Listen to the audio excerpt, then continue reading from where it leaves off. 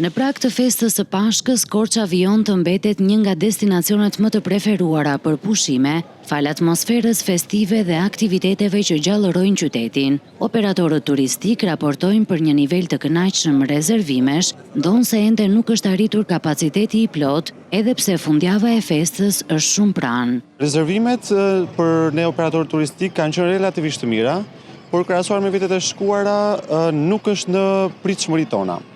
Duke qenë ditë festive, ditët e pushimit kanë qenë relativisht të gjata, kemi pasur pritshmëri për rezervime shumë herë më të dendura dhe më kulmore.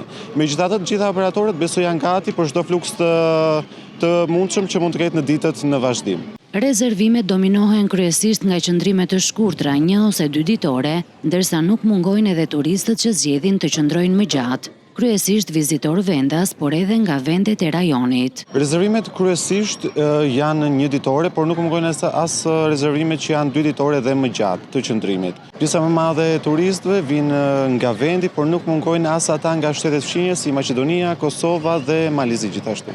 Festa e Pashkës vijon të sjellë çdo vit një numër të madh vizitorësh në Korçë, të cilët zgjedhin të kalojnë këtë periudhë në qytet, të tërhequr nga tradita, atmosfera festive dhe mikpritja karakteristike.